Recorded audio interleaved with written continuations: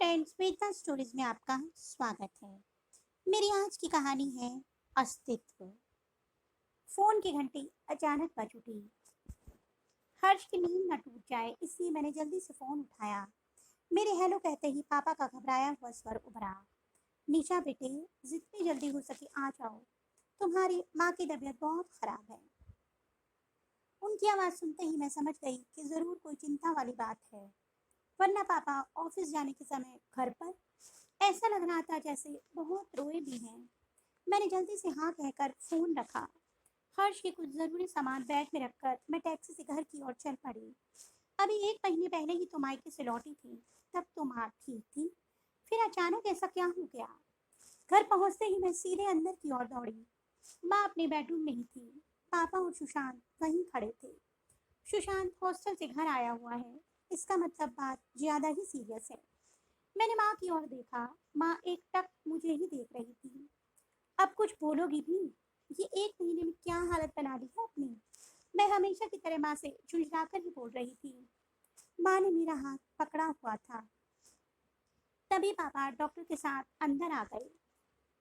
Checkup के बाद doctor ने माँ को मृत घोषित कर दिया। मैं अचंभित थी, ये ऐसा क्या हो गया कि माँ हम सबको छोड़कर चली गई।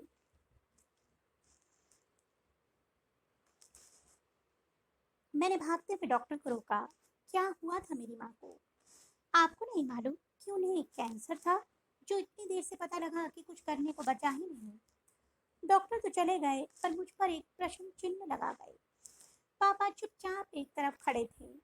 मैं उनके पास जाकर खड़ी हो गई। मुझे क्यों नहीं बताया आपने? तुम्हारी माँ ने ही मना किया था। कहने लगी हर्ष बहुत छोटा है, उसे कोई इन्फेक्शन हो गया तो वो जीते जी मर जाएंगी, और तुम्हें भी वो परेशान नहीं करना चाहती थी। पापा उदास थे इसलिए मैं चुप लगा गई। लेकिन माँ की यही सब महानता मुझे अच्छी नहीं लगती। इतना भी नहीं सोचा कि मैं कितना तड़पूंगी उनके बिना। ऐसा नहीं था कि मैं माँ से प्यार नहीं करती थी।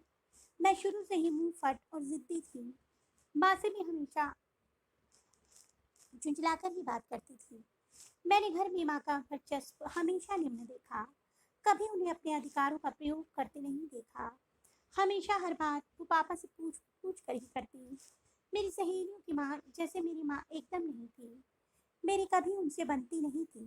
पापा के अतिशय लाड ने मुझे बिगाड़ दिया था। अपनी हर बात मनवाना मेरा स्वभाव बन गया था।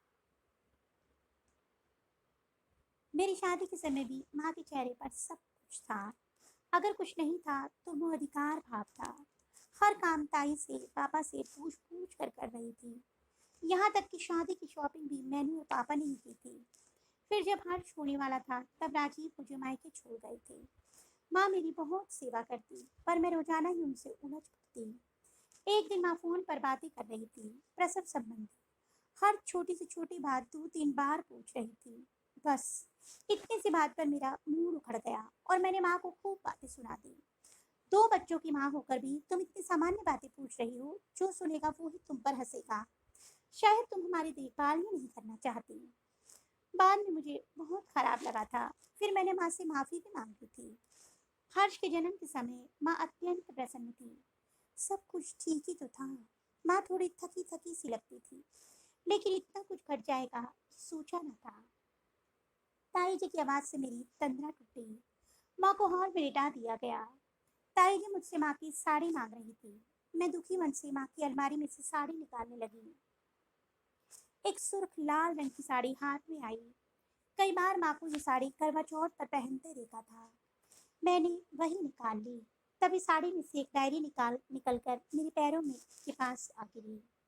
माँ की अलमारी से डायरी मिलना घोर आश्चर्य था, क्योंकि मैंने माँ को कभी पढ़ते लिखते नहीं देखा था। पढ़ने की उत्कंठा चरम पर थी, पर समय अनुकूल नहीं था, इसलिए डायरी अपने कमरे में रख मैं पुनः हॉल में आ गई। फिर जैसे सब कुछ यंत्रवत होता चला गया। माँ का पार्थिव शरीर अंतिम क्रियाक्रम के लिए ले जाया गया। राजीव मेरे साथ ही थे। हर्ष को उनके पास सुलाकर मैं चुपचाप डायरी लेकर बालकनी में बैठ गई। डायरी का हर पृष्ठ जैसे मोती के अक्षरों से भरा था। ऐसे लगता था जैसे कि डायरी ही माँ की सहेली हो।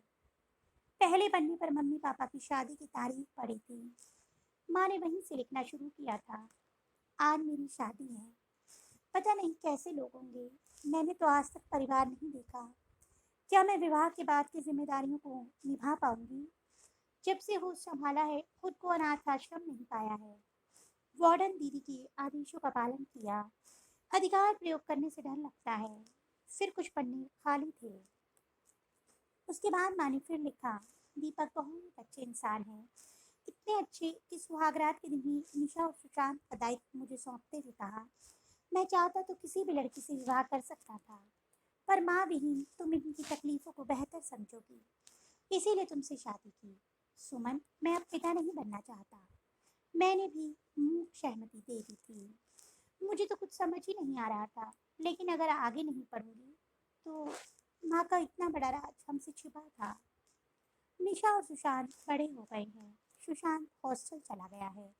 निशा की शादी में बड़ा अरमान था कि शॉपिंग करूं, पर दीपक ने कहा, तुम्हें अनुभव नहीं है, रहने दो। मन हुआ कि कहूँ, मुझे तो बच्चे पालने का भी अनुभव नहीं था, फिर भी आपने मुझसे शादी तो की ना। निशा मुझ में बड़े घर की औरतों के हाव भाव ढूंढती है। कभी मेरी बेटी बनकर मेरे करीब नहीं आई, हमेशा उखड़ी रहती है। अब मैं उसे कैसे समझाऊं कि उसके प्रसव की पीड़ा, तकलीफ कुछ भी तो मैं नहीं बांट सकती, और ना ही कोई झूठा दिलासा दे सकती हूँ। जब मैंने वो दर्द सहा ही नहीं, तो वो बांटूंगी कैसे? निशा माँ बन गई है। कितना कोमल स्पर्श है मुन्नी का। निशा कितनी खुश थी। क्या माँ बनने के बाद ऐसी ही प्रसन्नता होती है? फिर कुछ पन्ने खाली थे। शायद माँ को समय नहीं मिला था। माँ ने आखिरी पन्ने पर लिखा था, आजकल बहुत जल्दी थक जाती हूँ, काम नहीं कर पाती। सोचती हूँ दीपक के साथ डॉक्टर के पास जाऊँ, पर अभी घर में सब कितने खुश हैं। निशा और मुन्नी के साथ मेरी तबीयत का सुनकर सब परेशान हो जाएंगे। बाद में बताऊंगी। उसके बाद की पूरी डायरी खाली थी। मैं स्तब्ध थी। मेरी सारी गलतियों की सजा माँ ने मुझे सिर्फ एक बार में ही दे दी थी, जब 1 महीने तक माँ मृत्यु और जीवन से संघर्ष कर रही थी, और मैं एक ही शहर में रहते हुए भी अनजान थी। माँ, तुम अपने साथ मेरा वजूद, अहंकार, दम सब कुछ ले गई।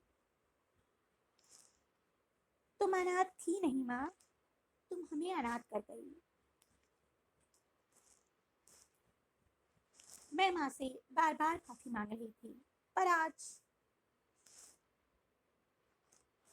माँ मेरे पास नहीं थी। मैं अस्तित्व विहीन हो माँ के अस्तित्व में स्वयं की तलाश कर रही थी। तो दोस्तों, आपको मेरी कहानी कैसी लगी? कमेंट बॉक्स में अवश्य बताइएगा। अगर आपको मेरी कहानी अच्छी लगी तो मेरी कहानी को लाइक कीजिए और मेरे चैनल को सब्सक्राइब करना मत भूलिए। जल्द ही एक नई कहानी के साथ मिलूंगी। तब तक के लिए बाय बाय।